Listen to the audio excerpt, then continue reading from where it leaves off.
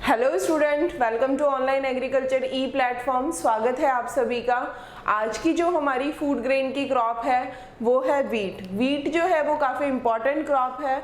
क्यों इम्पॉर्टेंट है? क्योंकि एज ए गुड सोर्स जो सीरियल्स होती हैं उन्हें गॉडस बोला जाता है, ठीक है, ग्रेन्स का।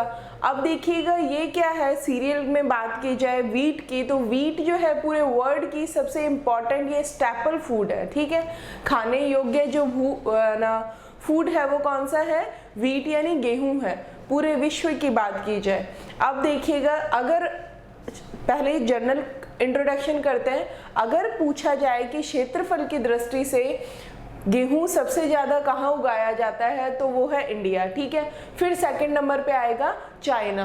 अगर वहीं उल्टा बोल दिया गया कि उत्पादन की दृष्टि से कौन सा अग्रणी कंट्री लीड करती है तो चाइना उत्पादन में आगे है और इंडिया सेकंड नंबर पे है।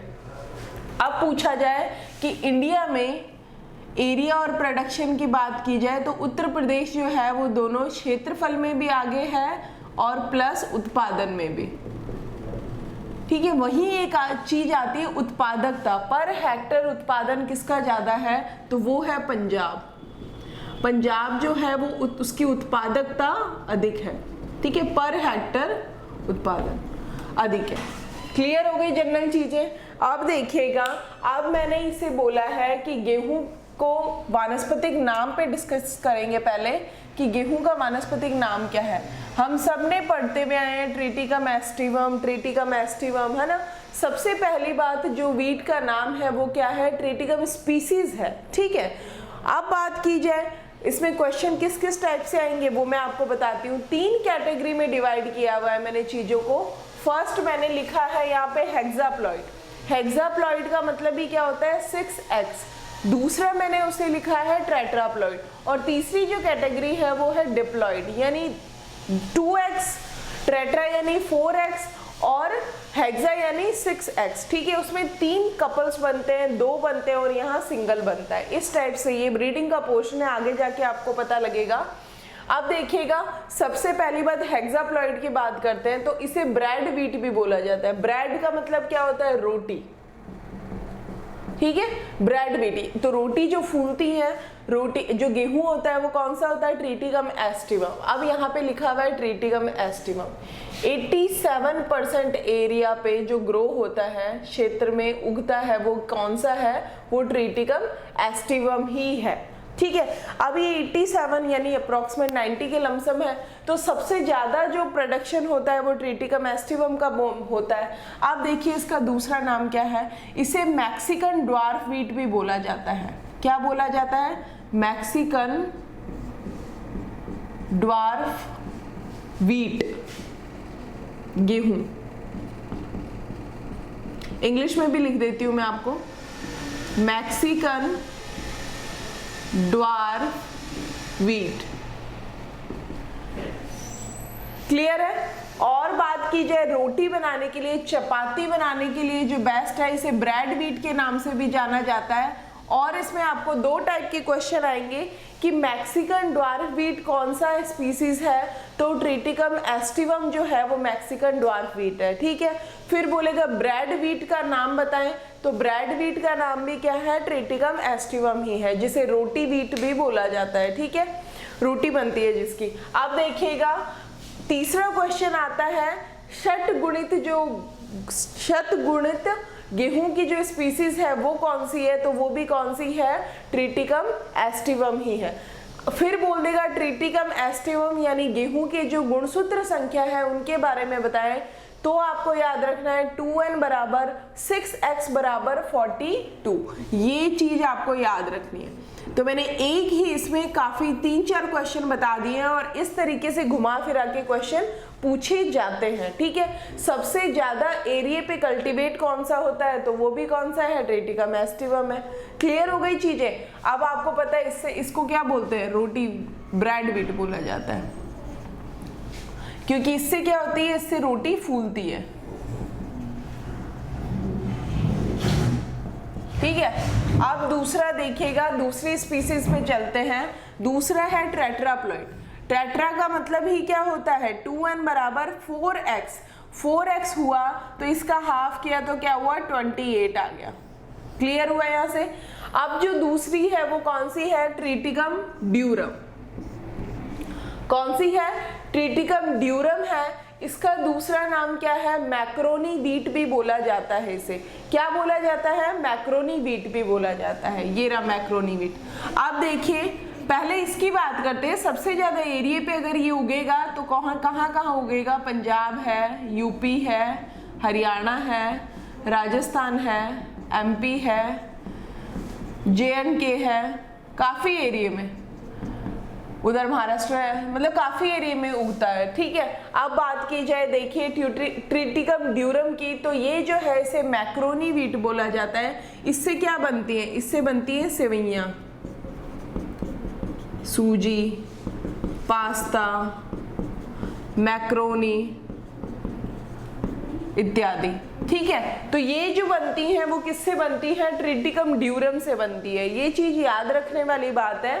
ट्रिटिकम ड्यूरम से क्या बनेगी, इसे मैक्रोनी वीट के नाम से जाना जाता है और इसे ब्रेड वीट के नाम से जाना जाता है। ठीक है।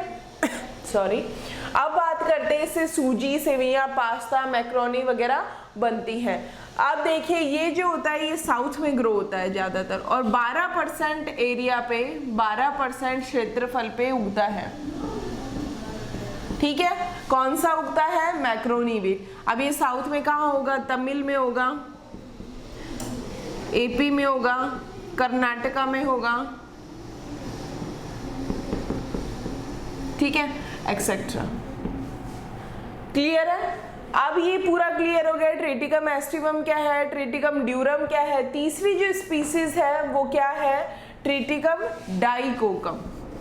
ये जो है ये डिप्लॉइड है, यानी इसके क्रोमोसोम नंबर कितने होंगे, 2n बराबर 2x बराबर 14, 14 दूनी 28, 28 दूनी 42। तो ये इस टाइप से चल रहे हैं। ठीक है। ये 2x है, ये यानी डिप्लॉइड है, ये टेट्राप्लॉइड है और ये हेक्साप्लॉइड है। ठीक है। ट्रिटिकम डाइकोकम, डाइकोकम का जो दूसरा नाम है वो इमरवीट है। इमरवीट ओनली 1% एरिया पे, क्षेत्र पे उगाया जाता है। सिर्फ 1% क्षेत्रफल पे उगाया जाता है। अब इसकी बात करें ये कहाँ के लिए, ये है उपमा। साउथ में आपने देखा होगा इडली डोसा उपमा बनता है ना, तो उपमा के लिए सबसे बेस्ट जो वीट है वो कौन सा है, ट्रिटिकम डाइकोकम। क्लियर है। क्लियर हो गया। अब देखिए मैं एक चीज डिस्कस करती हूँ यहाँ पे, वो है ट्रिटिकम स्पैरोकोकम। ये कम उगाया जाता है। बस इससे एक क्वेश्चन आता है कि इंडियन, देखो मैंने यहाँ एक चीज लिखी है मैक्सिकन ड्वार्फ वीट। क्या लिखा है, मैक्सिकन ड्वार्फ वीट।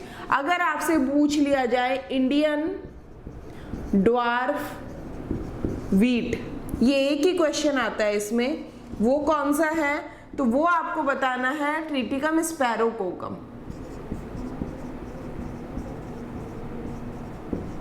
क्या है, ट्रिटिकम स्पैरोकोकम। सारे जितने भी स्पीसीज से रिलेटेड क्वेश्चन थे वो सारे डिस्कस हो चुके हैं। सबसे पहला question most important, Triticum aestivum है वो कौन सा है, तो वो षटगुणित गेहूं है। ठीक है। यानी उसके क्रोमोसोम नंबर याद होने चाहिए। फिर 2n बराबर 6x बराबर 42 क्रोमोसोम नंबर है।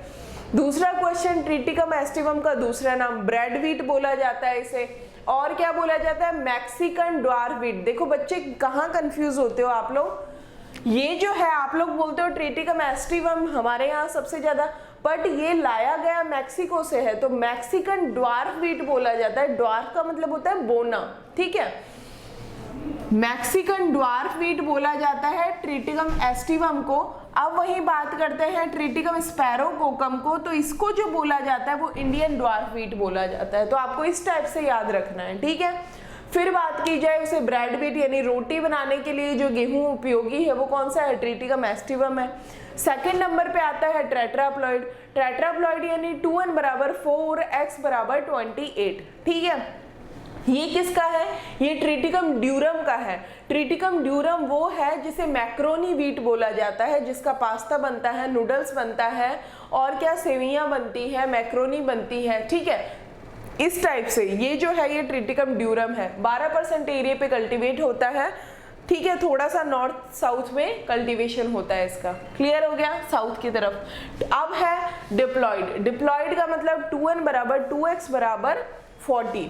अब इसमें क्या आ जाएगा, इसमें आ जाएगा ट्रिटिकम डाइकोकम। ओनली 1% एरिया पे जो सबसे बेस्ट उपमा बनता है साउथ में, तमिल में, कर्नाटका में और वहां पे है ना, तो वो आंध्र प्रदेश में, तो वो जो बनेगा वो किसका बनेगा, स्पैरोकोकम का बनेगा। तो यहाँ से ये क्वेश्चन जो है हमारे क्लियर होते हैं, इससे ये क्वेश्चन ही आएंगे, ठीक है।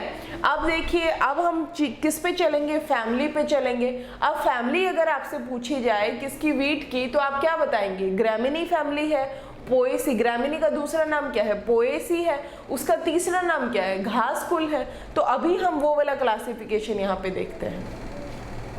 देखिए, अब हम वीट का बॉटनिकल क्लासिफिकेशन पढ़ेंगे। इसमें क्या है, फर्स्ट कुल दे रखा है। कुल क्या है इसका देखिएगा, सबसे पहले जो आप जानते हैं वो क्या है, ग्रेमिनी। ग्रेमिनी फैमिली से बिलोंग करता है। इसी का दूसरा नाम क्या है, पोएसी। अब इसमें सब आएंगे, बार बार लिखेंगे। इसी का तीसरा नाम क्या बोला जाता है, इसे घास कुल, ठीक है, क्या बोला जाता है, घास कुल। तो ये चीजें याद हो गई है, ग्रेमिनी है, पोएसी है और घास कुल है। फिर बाद में बात करते हैं उत्पत्ति स्थान की। तो उत्पत्ति स्थान क्या है, दक्षिणी, पश्चिमी एशिया, क्या बोला जाता है, साउथ वेस्ट एशिया, ठीक है। अब देखिए, अब पुष्प क्रम का प्रकार पूछ रहा है कि भाई इसके पुष्प क्रम का क्या प्रकार होता है। तो इसके पुष्प क्रम का जो प्रकार है वो क्या है, स्पाइक। क्या बोला जाता है, स्पाइक। इसी को क्या बोला जाता है, ईयर, और इसी को क्या बोला जाता है, हेड।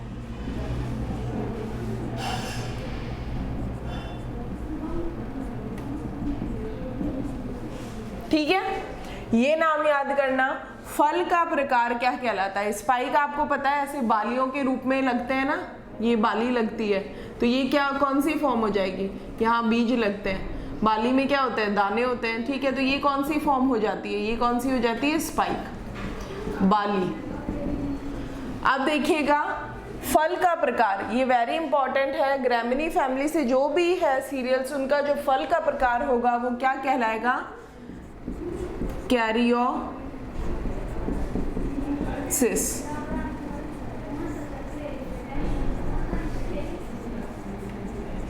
क्या कहलाएगा, कैरियोप्सिस, ठीक है, ये याद रखना है। प्रोटीन का प्रतिशत 8 से लेके 15% तक प्रोटीन होती है। कार्बोहाइड्रेट की बात करें 62 से लेके 71% कार्ब्स होती है। वसा की बात करें 1.5 से लेके 2% तक वसा होती है। जो कार्ब्स का बहुत अच्छा स्रोत होते हैं, जो खाद्यान्न फसलें होती हैं, अनाज वाली फसलें होती हैं, वो सबसे अच्छा स्रोत किसकी होती हैं, वो होती हैं कार्ब्स की। और कार्ब्स क्या देता है, एनर्जी देता है, एनर्जी देता है, ठीक है। अब देखिएगा, यहाँ पे बोला है वसा, वसा इतनी हो गई। अब मुझे बात बताइए प्रोटीन, हाँ जी, प्रोटीन 8 से 15% होगी। इसकी प्रोटीन का नाम क्या है, प्रोटीन को का क्या नाम है, प्रोटीन का नाम है ग्लूटीन। ये मोस्ट इंपॉर्टेंट याद करने वाली बात है, क्या है, ग्लूटीन, सबसे ज्यादा इंपॉर्टेंट। इसी की वजह से क्या होता है, ग्लूटेन की वजह से, इसी की वजह से क्या होता है, रोटियां फूलती हैं, ठीक है, सॉफ्ट बनती हैं, फूलती हैं, आटे में लोच आता है, इसी ग्लूटेन की वजह से। ड्वार्फिंग जीन पूछा गया है, इसे अच्छे से याद करें, नॉरिन टैन।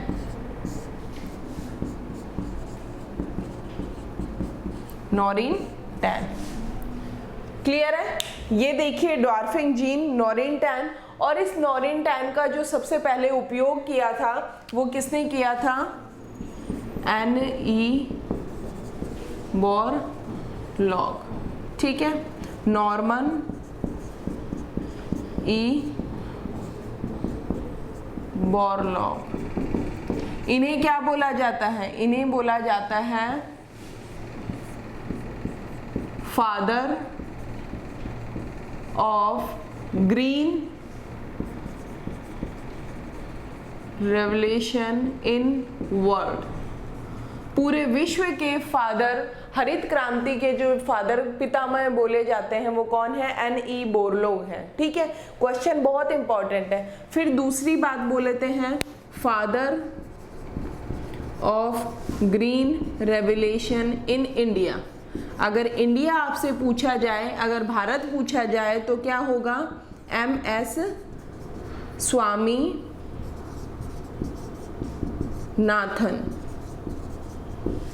क्या होगा? M.S.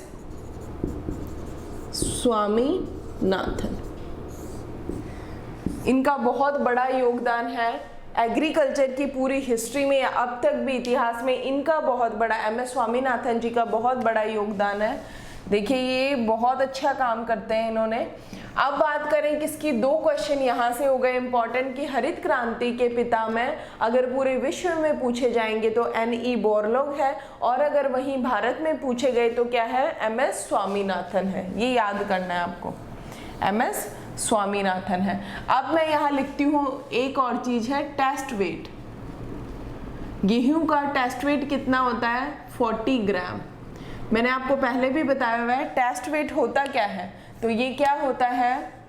1000 दानों या बीजों का भार ही क्या कहलाता है? टेस्ट वेट कहलाता है। वहीं एक कहलाता है सीड इंडेक्स। ये क्या है? 100 बीजों का भार। क्लियर हो गया? सारी चीजें क्लियर हो गई। देखिए कुल जो होगा गेहूं का वो क्या कहलाएगा? वो कौन से कुल का है, कौन से उसका है? वो है ग्रेमिनी, पोएसी या घास कुल। ठीक है, इसका जो उत्पत्ति स्थान है वो क्या है? दक्षिणी पश्चिमी एशिया है। याद करने वाली बात, क्रोमोसोम नंबर हमने इकट्ठे याद कर लिए थे। अब देखिए आप पुष्पक्रम की बात कर रहा है कि फल पुष्प का प्रकार, पुष्पक्रम कैसा है इसका? तो पुष्पक्रम इसका स्पाइक है, जिसका दूसरा नाम क्या है? स्पाइक बोला जाता है, ईयर बोला जाता है, हेड बोला जाता है। फल का प्रकार हमेशा जो भी होगा वो क्या होगा? कैरियोप्सिस होगा, कैरियोप्सिस होगा। ठीक है, फिर इसने पूछा है प्रोटीन, प्रोटीन का नाम ग्लूटेन है। इसकी वजह से बहुत याद करना है ये वाला आपको, ग्लूटेन 8 से 15% प्रोटीन होती है, अच्छा एनर्जी का स्रोत है, कार्बोहाइड्रेट बहुत मिलती है 62 से लेके 71% तक, यानी 70 मान लीजिए, 60 से 70 के बीच में मिल जाती है। वसा जो होती है वो 1.5 से 2% होती है। और इसने ये चीज जो पूछी है, ड्वार्फिंग जीन यानी बोनेपन का जो जीन है वो कौन सा है? वो है नोरिन 10।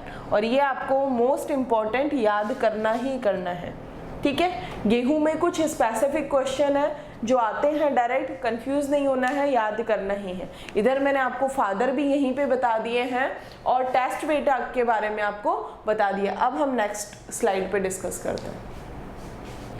देखिए स्टूडेंट, अब हम क्या बात करते हैं? इसकी जलवायु की बात करते हैं। अंकुरण के लिए जो उपयुक्त जलवायु है, उपयुक्त तापमान है, आदर्श तापमान है वो कितना है? 20 से लेके 25 डिग्री सेल्सियस है। ठीक है, ये तो किसके लिए है? अंकुरण के लिए है। फिर इससे तापमान से क्वेश्चन आता है। वानस्पतिक वृद्धि की बात करें, उससे जब बड़ा होता है वानस्पतिक वृद्धि करता है, वेजिटेटिव ग्रोथ करता है, तब तापमान कितना उपयुक्त है? 16 से लेके 22 डिग्री सेल्सियस। अब आपको ये पता है गेहूं अच्छी तरीके से कि कौन सी सीजन की क्रॉप है, तो रबी की फसल है ये। ठीक है, और रबी की फसल में कौन सी होती है? ठंडी जलवायु की। ठीक है, अब देखिए परिपक्व होने के लिए जो तापमान है वो कितना है? 15 डिग्री सेल्सियस। किसके लिए है? मैच्योरिटी के लिए, परिपक्व होने के लिए। अगर तापमान 25 डिग्री सेल्सियस से परिपक्वता के समय अधिक हो जाता है, 20 से 25 के लमसम अधिक हो जाता है, तो जो दाने बनते हैं, दानों की जो संख्या होती है, दाने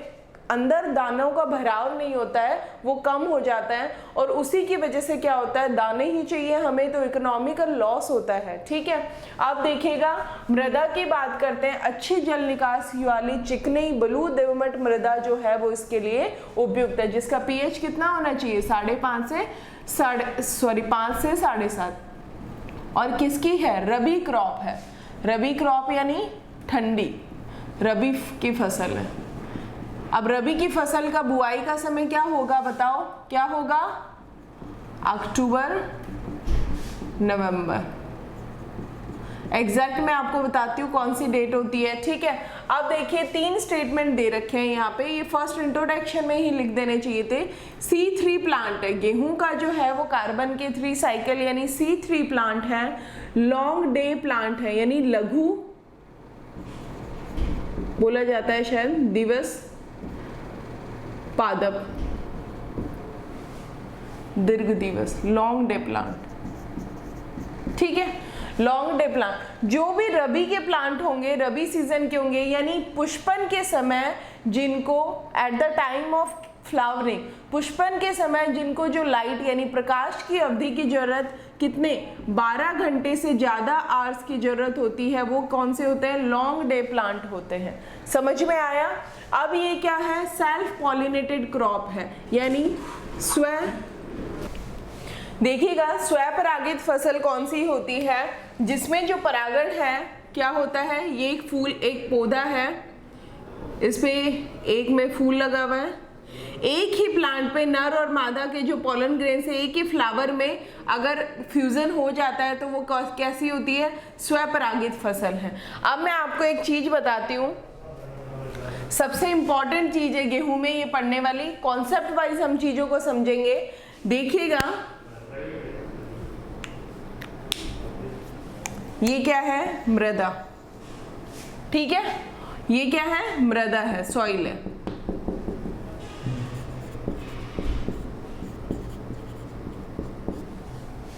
अब आप सॉइल में आपको किसकी रोपिंग करनी है, गेहूं की, तो ये आपने गेहूं का बीज डाला, ठीक है, बीज डाला आपने गेहूं का। अब देखिए 3 से 5 सेंटीमीटर डेप्थ पे, डेप्थ की बात करें यानी गहराई की बात करें, ये भी काम आएगी, डेप्थ बोला जाता है इसे, गहराई, ये कितने सेंटीमीटर पे डालेंगे, 3 से 5 सेंटीमीटर, तो यानी 3 से 5 सेंटीमीटर पे आपने गेहूं का बीज डाला है। अब देखिएगा सबसे पहले जो निकलती है वो क्या निकलती है, रूट्स निकलती हैं। बीज का मैं आपको बता रही हूँ, सबसे पहले जो निकलेगी बीज से, बीज को नमी मिलेगी, अंकुरण मॉइस्चर मिलेगा, उसके बाद बीज में से सबसे पहले जो निकलती है वो क्या निकलती है, रूट्स निकलती हैं। इन्हीं रूट्स को क्या बोला जाता है, रेडिकल।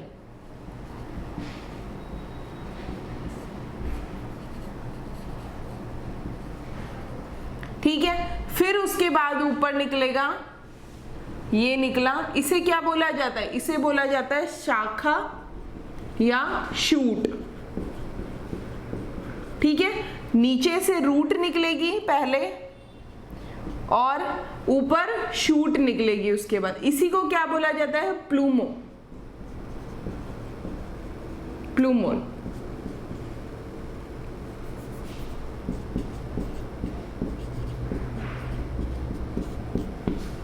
क्लियर है। आप देखिएगा, अब मैं रूट का स्ट्रक्चर बता रही हूं आपको। सबसे पहले रूट्स निकली तो यहां पे रूट्स बनना शुरू हुई हैं, ये तो ये जो बनी है ये कौन सी रूट बनी है, ये बनी है टेम्परेरी,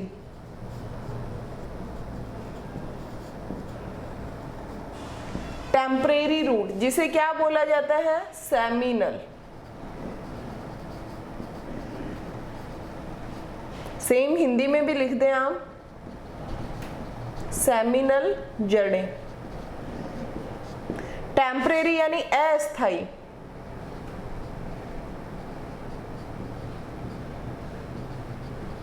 अस्थाई जड़ें। समझ में आ गया है। पहले जो बनेंगी वो कौन सी बनेंगी, अस्थाई जड़ें बनेंगी। अब देखिए क्या होता है इसके बाद, इसके बाद होता है 20 से 25 दिन तक बनेंगे, 20 से 25, 20 दिन बाद, है ना। फिर क्या होता है, देखिए एक जो जड़ें निकलती हैं यूं निकलती हैं,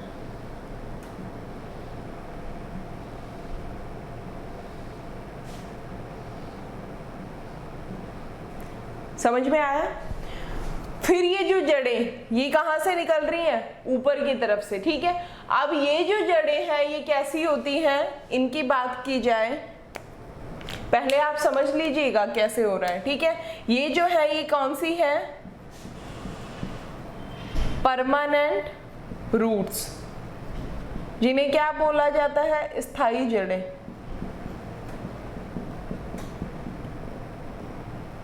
ठीक है, अब इन स्थायी जड़ों का मैं एक और नाम लूंगी, ये आपको याद रखना है, CRI। आप लोगों ने रट रखा होगा ये वाली चीजें, CRI, पर आज पता लगेगा कि भाई चीजें होती कैसे हैं। ठीक है, अब बात करते हैं इसका फुल फॉर्म, पहले क्राउन रूट इनहिसिएशन।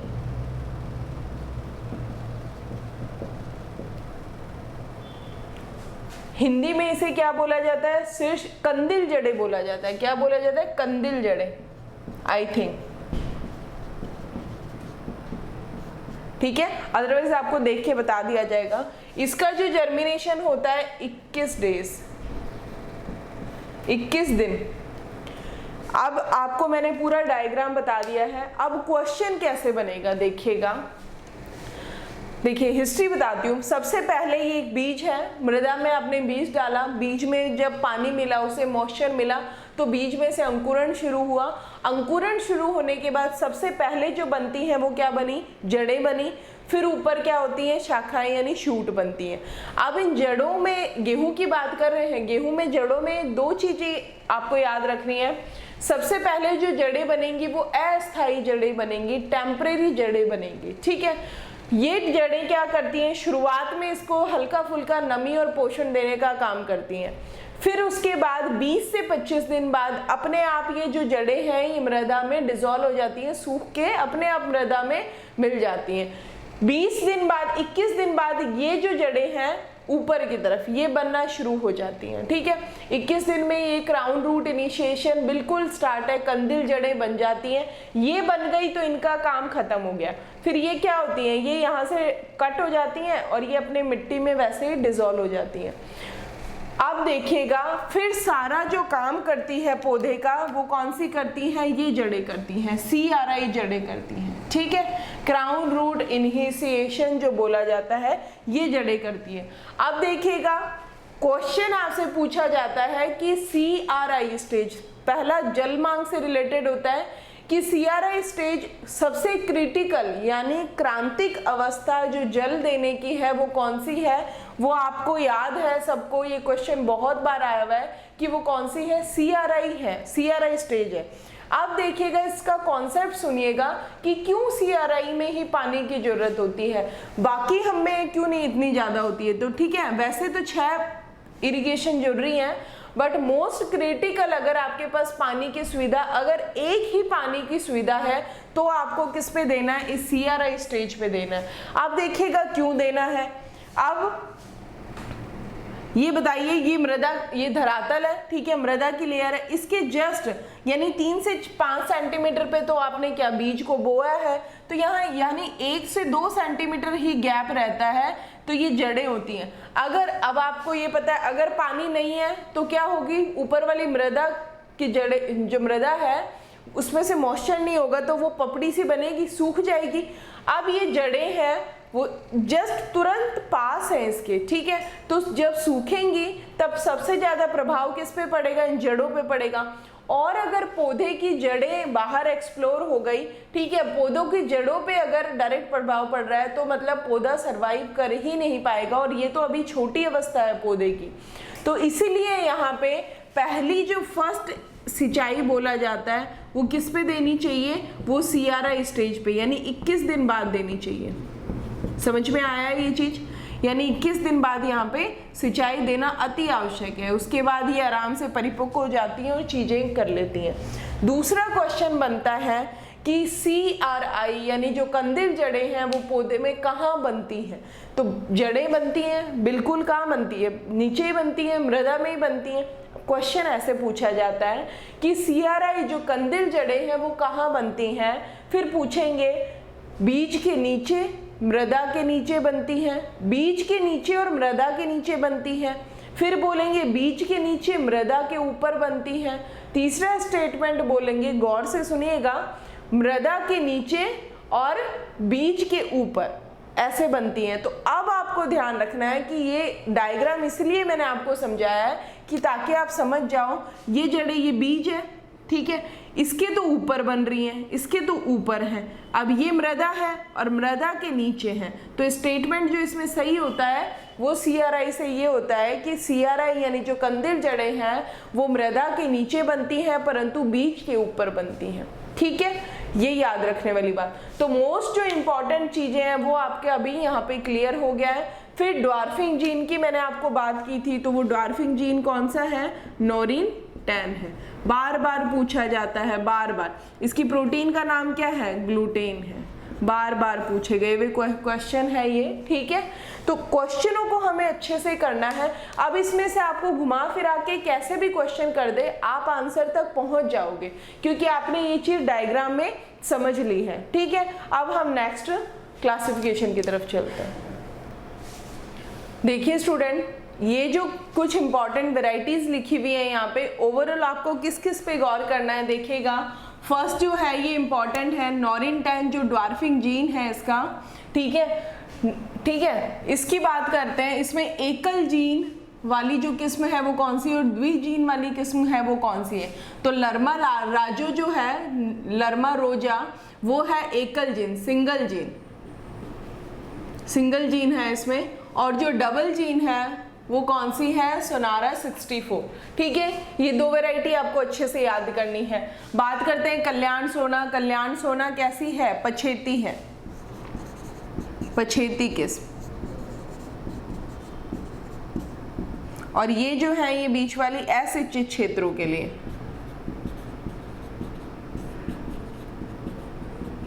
क्लियर है? आप देखिए कल्याण सोना है, राज 1482 है, ये कौन सा? रोली, रस्ट और करनाल बंट के लिए प्रतिरोधी है। राज 1482 जो है वो रोली यानी 3 टाइप की रोली होती हैं, ठीक है, तीनों के लिए रेजिस्टेंट है, और प्लस करनाल बंट जो है उसके लिए रेजिस्टेंट है यानी प्रतिरोधी है। लोक वन की बात करें, पछेती बुआई के लिए है, राज 1555, राज 1555 है, राज 3077 है, बोनी है, और रोली के लिए क्या है? प्रतिरोधी है। बोनी किस्म है और रोली के लिए सारे नाम आपने सुने हुए। WH 147 की बात करें, बेस्ट है किसके लिए? चपाती बनाने के लिए, रोटी बनाने के लिए जो सबसे बेस्ट है वो कौन सी है? WH 147, ठीक है। राज 3765 है, राज 3377 है, PBW वाली जो सारी है वो भी काफी सही है। 343 है PBW, राज 4037 है, HI 838 है, और 8381, ठीक है। GW 190 है, 173 है, HI 84898 है। तो ये कुछ वैरायटी है। KRL 14 वाली है, ये लवणीय और मृदा सहनशील है, ठीक है, लवणीय क्षारीय मृदाओं के लिए सहनशील है। और ये जो KRL 19 है ये भी सेम, ठीक है। बट वो जो है ये किसके लिए? रोली के लिए रेजिस्टेंट भी है, प्रतिरोधी। क्लियर है? और देखिएगा HD 2009 है जिसका नाम क्या है? अर्जुन। अब 3 कैटेगरी है, लवणीय क्षारीय मृदाओं के लिए सहनशील, असिंचित क्षेत्रों के लिए उपयुक्त, और पछेती किस्म। तो देखिए लवणीय क्षारीय मृदाओं के लिए जो है वो राज वाली राज 3077 है, सोनालिका है, HD 2380 है, HD 2285 है, KRL 19, KRL 14 और जॉब 3666। ये जो है ये कुछ कैसी हैं? लवणीय और क्षारीय मृदाओं के लिए क्या है? सहनशील है, ठीक है। आप देखिए असिंचित क्षेत्रों के लिए, असिंचित क्षेत्रों के लिए ये इंपॉर्टेंट है, इसमें से क्वेश्चन बनता है। राज 3077, Sonalika, HD 2380, HD 2285, KRL 19, KRL 14 और जॉब 666। ये कुछ वेराइटीज हैं। अब असिंचित क्षेत्रों के लिए PBW वाली, PBW 299, 396, 175, PBW 65, ठीक है। और प्रताप का नाम क्या है? HD 1981, कुंदन है, कल्याण सोना है, मुक्ता का नाम HI 385 है, मेघदूत का नाम HI 448 है, सुजाता है, PBW 117 है, कल्याण और कुंदन है। तो ये कुछ कैसी थी असिंचित क्षेत्रों के लिए। अब है पछेती किस्म, उसमें है स्वाति, J 405, राज 3777, राज 3765, सोनालिका, राज 3077, राज 4083 और लोक 1 और JI 104। तो ये सारी वेराइटीज कवर हो गए हैं। इनमें से जो देखने वाली है लर्मा राजू आप अच्छे से देख लीजिएगा, एकल जीन वाली है, सोनार 64 है। चपाती के लिए जो बेस्ट है वो कौन सी है, WH 147, ठीक है, ये वैरायटी अच्छी है। फिर उसके बाद में ये लवणीय क्षारीय वाली आप लोगों को देखनी है और पछेती वाली, ठीक है। अब हम नेक्स्ट स्लाइड पे चलते हैं। देखिए स्टूडेंट, अब क्या है, अब हम बीज दर की बात करते हैं। समय पर बुआई, अगर बीज दर नॉर्मल अगर आपसे पूछी जाती है गेहूं की, तो नॉर्मल जो बीज दर है वो 100 किलोग्राम प्रति हेक्टेयर है, किताबों में पढ़ी हुई हमने देखी है। अगर आप उसको देरी से बुआई कर रहे हैं, पछेती बुआई कर रहे हैं, तो फिर जो सीड रेट होती है वो हमेशा 25% अधिक लेनी चाहिए, 15% है ना। तो बात की जाए तब कितनी हो जाएगी, तब हो जाएगी 125 किलोग्राम प्रति हेक्टेयर, ठीक है। अगर स्पेशली आपसे पूछा जाए कि डिबलर के द्वारा अगर आप बीज दर डाल रहे हैं तो फिर कितनी है, तो डिबलर के द्वारा जो बीज दर है वो है 25 से 30 किलोग्राम प्रति हेक्टेयर। क्लियर हो गया। अब देखिए देरी से बुआई के लिए 125 किलोग्राम, समय पे बुआई के लिए या फिर एग्जैक्ट अगर नॉर्मल आपसे पूछे बिना कोई स्टेटमेंट दिए हुए कि गेहूं की बीज दर बताएं, तो आपको जो टिक करना है वो क्या करना है, 100 किलोग्राम प्रति हेक्टेयर पे टिक करना है, ठीक है। अगर उसने स्टेटमेंट दिया है कि पछेती के लिए बताओ तो फिर 125 हो जाएगा, या देरी से बुआई के लिए बताओ तो 125 किलोग्राम प्रति हेक्टेयर हो जाएगा।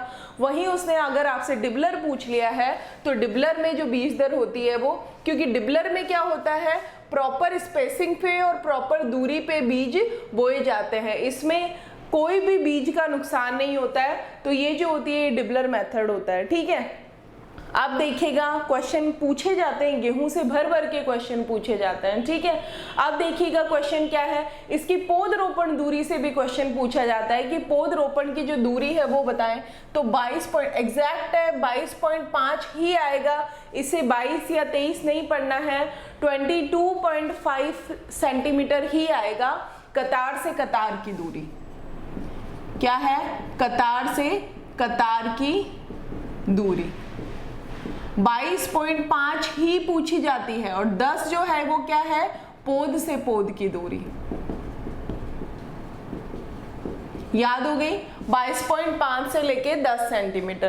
क्लियर है। अब देखिए अब क्या है, बीज उपचार करना है। बीजों की सिलेक्ट कर लिया है, कितने केजी बीजों का उपचार देखिएगा। फर्स्ट इसने बोला है अगर कवक, ठीक है, कवकनाशी का अगर आपको उपचार करना है, कार्बेंडाजिम 2 ग्राम 3 ग्राम थायराम से प्रति किलोग्राम बीज को उपचारित करें, ठीक है। प्रति किलोग्राम में क्या लेना है, 2 ग्राम कार्बेंडाजिम लेनी है, 3 ग्राम थायराम लेना है और कवकनाशी के रूप में इसको उपचारित करना है प्रति केजी बीज के साथ, ठीक है। अब देखिए दीमक का अगर कंट्रोल करना है तो 100 केजी बीजों पर 450 ml क्या करेंगे, दीमक के कंट्रोल के लिए सबसे बेस्ट जो दवाई है वो क्या है, क्लोरोपाइरीफॉस से उपचारित करेंगे, ठीक है। अब देखो इसमें बहुत ज्यादा नुकसान बताता है टुंड्रू वायरस, ठीक है, टुंडू रोग। टुंडू रोग की बात करें तो टुंडू रोग से बचाने के लिए 20% नमक के घोल में बीजों को डुबो के रखा जाता है, 20% नमक के घोल में बीजों को रखा जाता है, बीजों को उस घोल में रखा जाता है, उससे ही उपचारित होते हैं। अब देखिए लवणीय और खारे पानी वाले क्षेत्रों के लिए, अगर लवण और खारी पानी वाले क्षेत्रों के लिए अगर आप बीज की बुआई कर रहे हैं तो बीज को 3% सोडियम सल्फेट से, किससे, सोडियम सल्फेट से उपचारित करें और उसके बाद 24 घंटे तक रखें उसमें सोडियम सल्फेट में, और उपचारित होने के बाद फिर बीज की बुआई करें। 3% सोडियम सल्फेट से, इंपॉर्टेंट है, 24 घंटे के लिए उसमें रखें घोल में और उसके बाद उपचारित होने पे बुआई करें। तो देखिए क्वेश्चन हो गए हैं, कवक के लिए क्या होगा, 3 ग्राम कार्बेंडाजिम 2 ग्राम थायराम से ना, 2 ग्राम कार्बेंडाजिम 3 ग्राम थायराम से उपचारित करें। फिर उसने बोला है किसके लिए करना है, फिर करना है दीमक के लिए, तो दीमक के लिए क्लोरोपाइरीफॉस का यूज करते हैं। फिर टुंडू वायरस के लिए बोला है, उसके लिए 20% नमक के घोल में बीजों को उपचारित करना है। फिर इसने लवणीय और क्षारीय मृदाओं के लिए बोला है, अगर लवणीय व खारे पानी के लिए बोला है तो अगर आपको उस क्षेत्रों में बुआई करनी है तो 3% सोडियम सल्फेट के सॉल्यूशन में 24 घंटे के लिए बीजों को रखें और उसके बाद बुआई योग्य है। अब देखिए बुआई का समय की बात करते हैं, ये इंपॉर्टेंट है।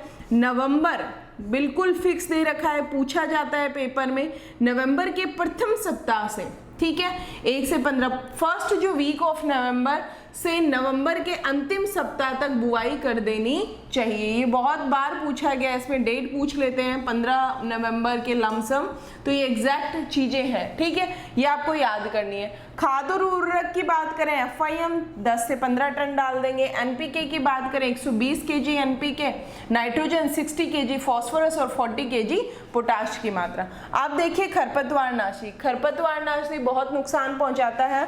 अब बात करते हैं फेलेरस माइनर की। फेलेरस माइनर का दूसरा नाम क्या है? ये कैसा है? नकलची खरपतवार है। इसका जो पौधा है, ये जो क्रॉप का पौधा है और ये खरपतवार का पौधा है, ये बिल्कुल सेम दिखाई देगा, बिल्कुल। इनको पत्तियां की स्ट्रक्चर बिल्कुल डिट्टो सेम, मिमिक्री वीड बोला जाता है, मिमिक्री वीड बोला जाता है। मिमिक्री का मतलब ही क्या करना? नकल करना।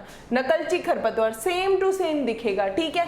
तो इसे गेहूं सा बोला जाता है, गुल्ली डंडा बोला जाता है, गेहूं का मामा बोला जाता है।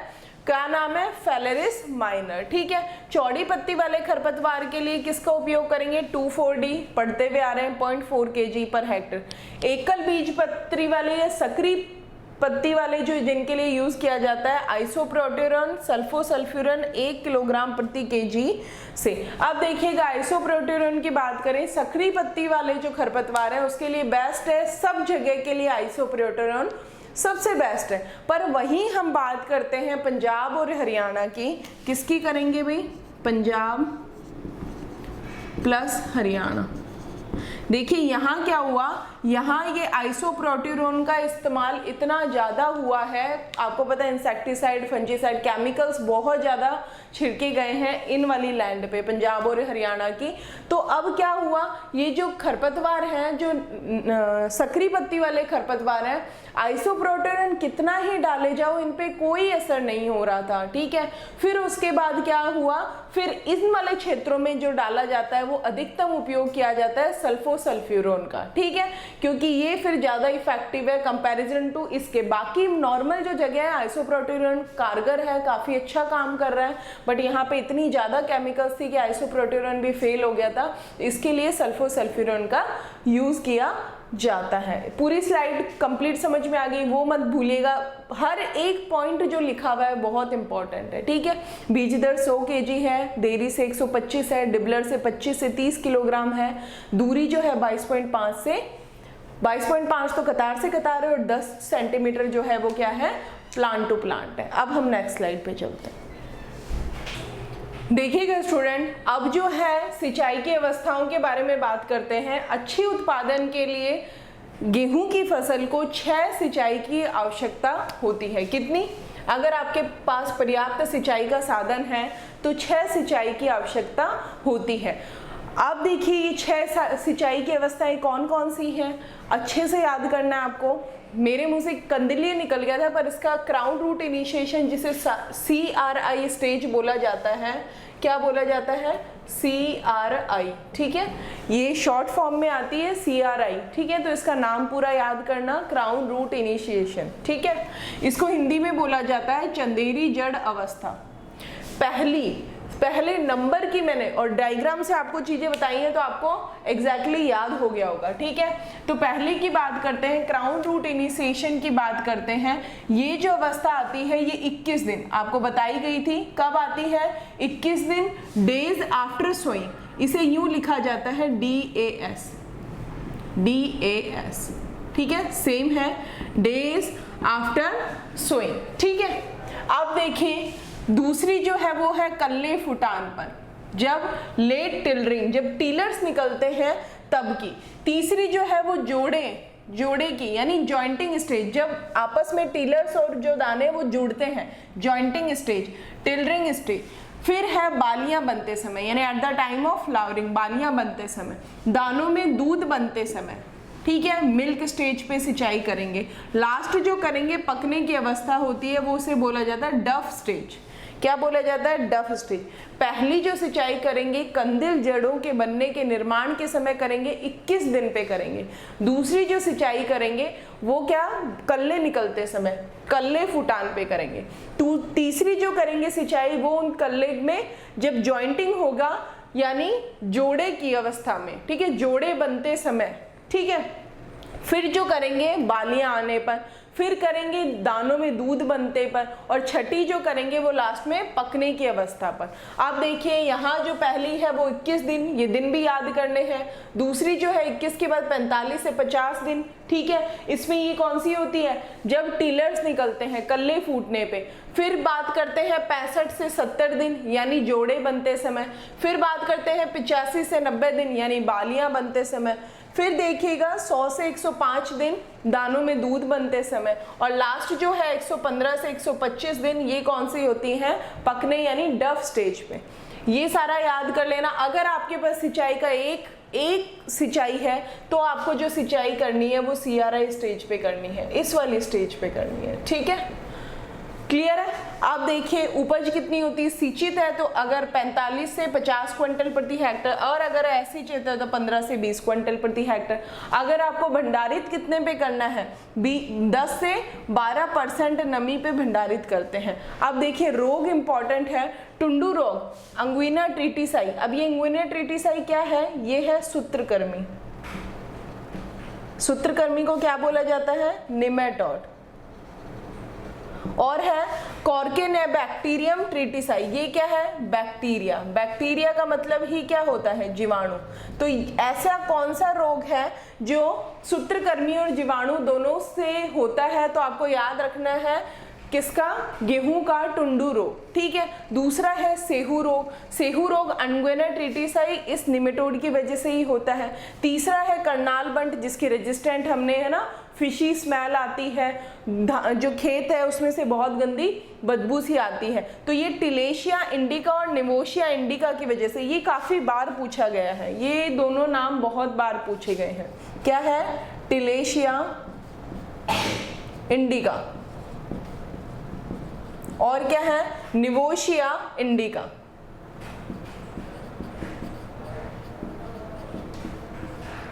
ये दोनों नाम आपको याद करने हैं। ये जो वीट की क्रॉप है वो ये हमारी यहाँ अब कंप्लीट होती है। जो भी इंपॉर्टेंट चीजें आपको बताई गई हैं, आपको मेंशन की गई हैं, आपको अच्छे से रीड करनी है। Thank you so much.